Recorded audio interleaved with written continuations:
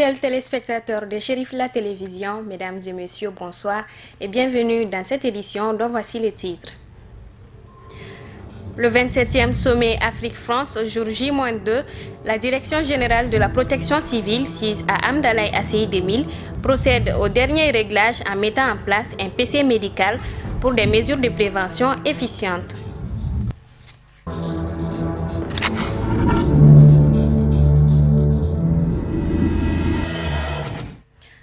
L'organisation du 27e sommet Afrique-France confiée à notre pays pour la deuxième fois en l'espace de 10 ans nécessite une mobilisation à tous les niveaux.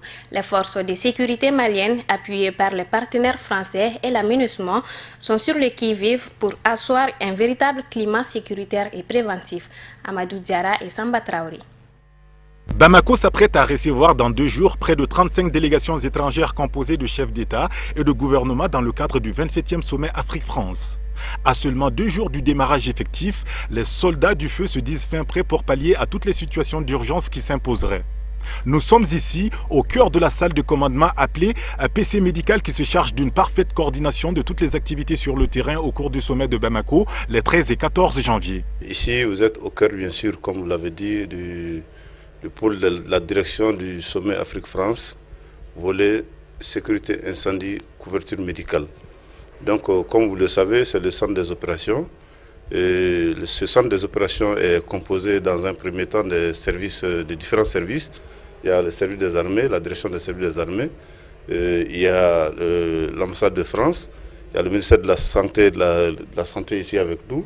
Et aussi, il y a d'autres partenaires de la santé qui sont ici, notamment la Croix-Rouge et tout le dispositif en fait de la protection civile. Cette cellule de pilotage est dirigée en parfaite collaboration avec des médecins français et africains qui apportent un appui logistique conséquent au dispositif malien déjà mis en place. La plus grande peur dans les événements de ce genre, c'est la prise en charge des victimes. Et c'est ce volet qui est pris en compte, car vous savez, il y a un véritable dispositif de santé qui est en place ici, qui prend en compte l'aspect préhospitalier et qui compte sur le terrain d'abord la mise en place des unités comme le poste médical avancé qui est dirigé par les services de protection civile avec bien sûr les partenaires de la santé. Et à ce niveau, c'est les premières victimes qui sont prises en charge. Et cette coordination se fait à partir d'ici car c'est les plus grands intervenants, à savoir les plus grands services pourvoyeurs de personnel et de moyens qui sont ici.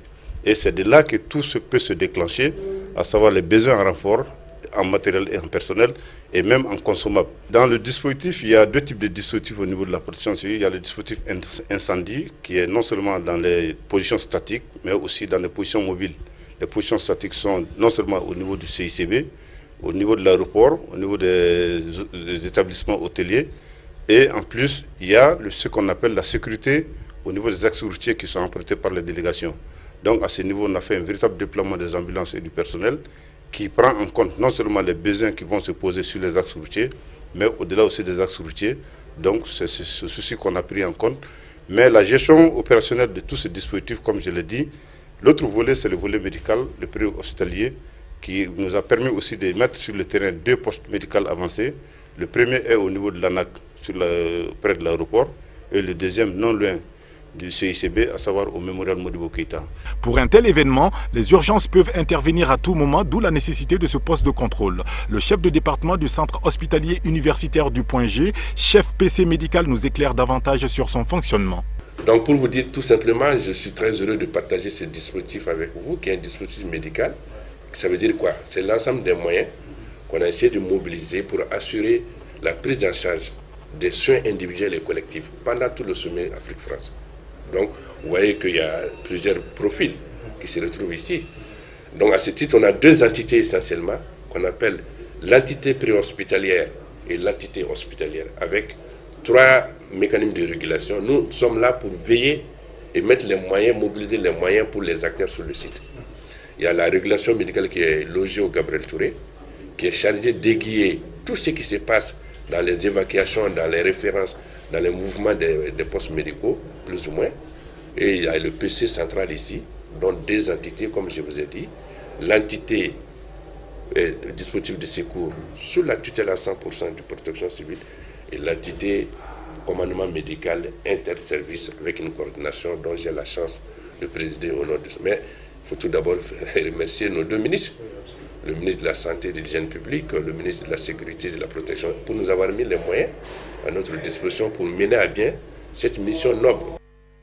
Et à J-2 du 27e sommet Afrique-France, nous avons recueilli quelques impressions sur le sujet. Les avis des Maliens interrogés divergent sur la question. Ils sont au micro de Kadi Diakité et de Samba Traori. Bon, pour moi, le sommet France-Afrique, c'est-à-dire que le problème qu'on a au Mali aujourd'hui, c'est la guerre. Maintenant, après le sommet France-Afrique, c'est-à-dire que, en un mot, comme les Bambara nous disent, le sommet France-Afrique est renfermé. Donc, il y aura la paix. L'organisation du sommet Afrique-France est une très bonne opportunité, une très belle initiative, parce qu'aujourd'hui, ça consacre le retour du Mali. Le retour du Mali, d'abord sur la scène internationale, parce qu'il y a combien de chefs d'État qui vont venir au Mali. Cela veut dire qu'ils ont confiance au Mali. Ils ont confiance au président de la République, Ibrahim Boubacar Keïta. Donc nous devrons tout faire pour se donner la main. Nous devrons tout faire pour vraiment encourager l'initiative, apporter notre contribution, notre part dans la réussite de l'événement. C'est vrai que le sommet va nous apporter, non seulement d'abord, peut-être on est en train d'investir tant au niveau des infrastructures, au niveau de l'assainissement, on est en train de poser des grands actes. Donc je pense que ce que nous devrons conseiller, c'est qu'après le sommet, nous ne devrons pas dormir encore. Nous devrons vraiment continuer sur la lancée. Tant au niveau de la sécurité que nous sommes en train d'observer, nous devrons vraiment continuer à sécuriser la ville de Bamako, à sécuriser les villes à l'intérieur du pays. Nous devrons aussi continuer l'assainissement qui est déjà entamé. Nous devrons aussi continuer la réhabilitation des pistes, la réhabilitation de certaines des artères. Donc nous pensons que ça ne doit pas s'arrêter seulement à l'organisation du sommet Afrique-France, mais nous devrons poursuivre vraiment ces réalisations, poursuivre encore dans le sens vraiment à conserver l'acquis. Ce serait une très bonne chose si on pouvait aller dans ce sens-là. Bon, je pense que le sommet Afrique-France, c'est une très bonne chose par rapport à des situations différentes, comme on a construit des nouveaux maisons et puis des nouveaux goudrons et puis plein de choses, quoi. C'est une bonne chose, c'est un partenariat entre l'Afrique et la France, mais je pense que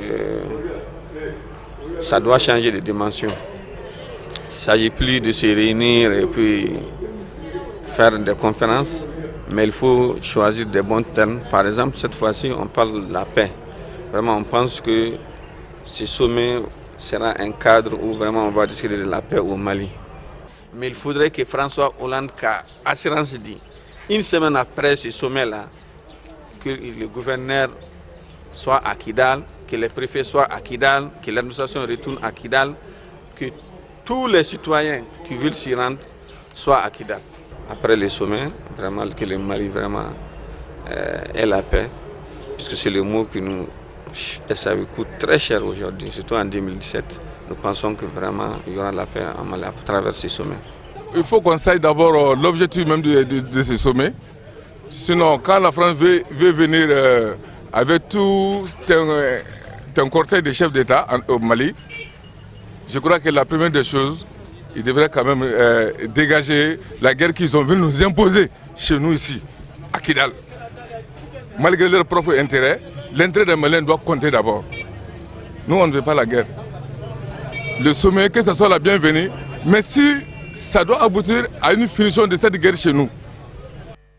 Toujours dans le cadre de l'organisation du 27e sommet Afrique-France, les opérateurs économiques du Mali, à travers la CECIM, ne sont pas restés en marche en contribuant pour une somme symbolique de 20 millions de francs CFA au gouverneur du district de Bamako pour l'assainissement des 6 communes de la capitale. Le président de la CECIM au micro d'Amadou Kamara.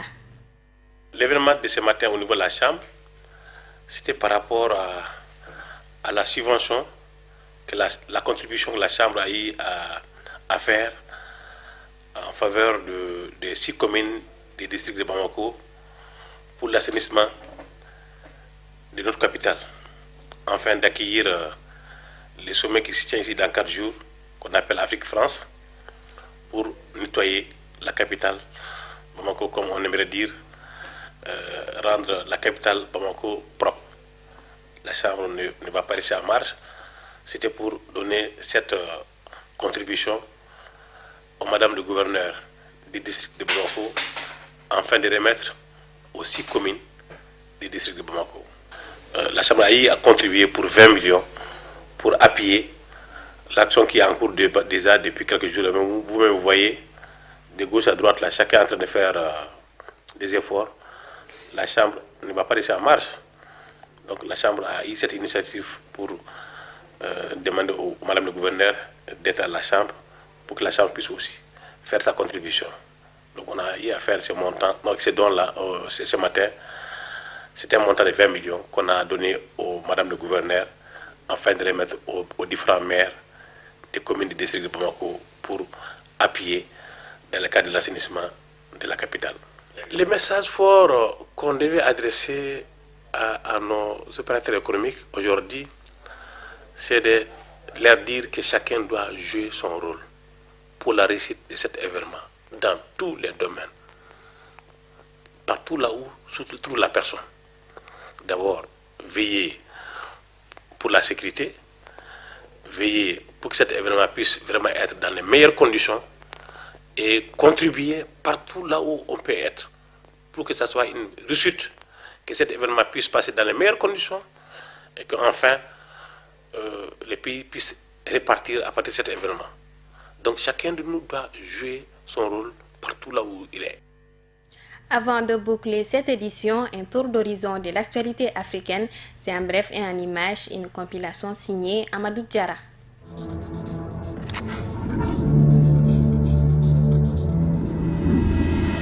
Le procès en appel d'Hissène Habré a commencé lundi dernier à Dakar au Sénégal. Une audience marquée par la chaise laissée vide par l'ancien président tchadien, condamné en première instance à la prison à perpétuité pour crimes de guerre, crimes contre l'humanité, actes de torture et viol. Au deuxième jour du procès, après les avocats de l'ancien chef d'État tchadien, mardi dernier, la parole est aux avocats des victimes. Il est question notamment du dédommagement de ceux qui ont subi le régime dictatorial d'Hissène Habré. Les débats battent leur plein et les discussions sont parfois très techniques.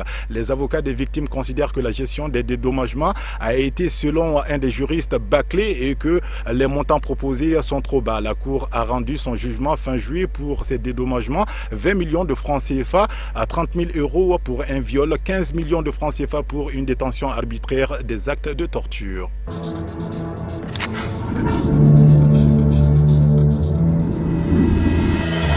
La Côte d'Ivoire a un nouveau Premier ministre. Il s'agit d'Amadou Gon Coulibaly, nommé ce mardi soir. Il remplace Daniel Kablan-Donka, nommé mardi matin au poste de vice-président de la République.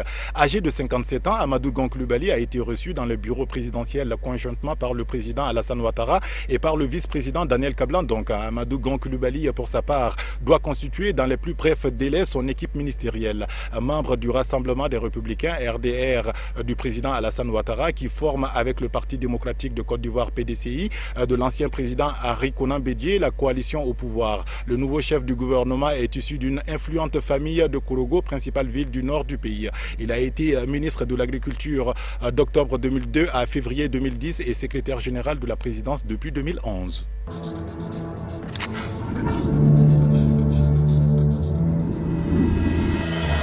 La justice sénégalaise a accepté ce mardi 10 janvier la demande de la Guinée d'extrader le militaire guinéen Aboubacar Diakité. L'ancien chef de la garde présidentielle guinéenne a été arrêté le 15 décembre dernier à Dakar après une cavale qui aura duré 7 ans. Un mandat d'arrêt international avait été lancé contre lui. Il est accusé d'être responsable des massacres du stade de Conakry le 28 septembre 2009.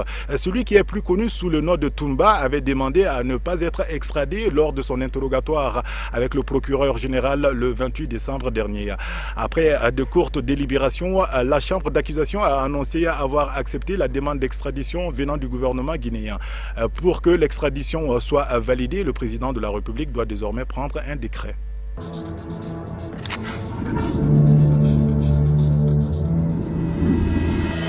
Coup de théâtre au tribunal militaire de Ouagadougou. Le principal accusé, le caporal Madi Ouedraogo, que tout le monde attendait, est passé à la barre. Il n'a pas été avare en révélation. Il estime être victime d'un complot suite à son refus d'exécuter un plan de l'ex-premier ministre Yacouba Zida. Un plan qui aurait consisté à éliminer certaines personnalités, dont le général Gilbert Diendéré, l'ancien ministre des Affaires étrangères Djibril Bassolé et l'actuel président de l'Assemblée nationale Salifou Diallo. Selon l'accusé, le général Zida voulait faire sa révolution et ces trois personnes étaient des obstacles à son projet. Pendant près de 3 heures, le caporal Madi Ouedraogo donne sa version des faits sur le projet d'attaque de la maison d'arrêt et de correction des armées. Son refus d'exécuter une mission commandée par l'ex-premier ministre Yacouba Isaac Zida fait de lui une cible à abattre, raconte-t-il. Le caporal Madi Ouedraogo accuse le général Yacouba Isaac Zida d'avoir aidé le chef du commando qui aurait assassiné Thomas Sankara à quitter le Burkina Faso en 2015.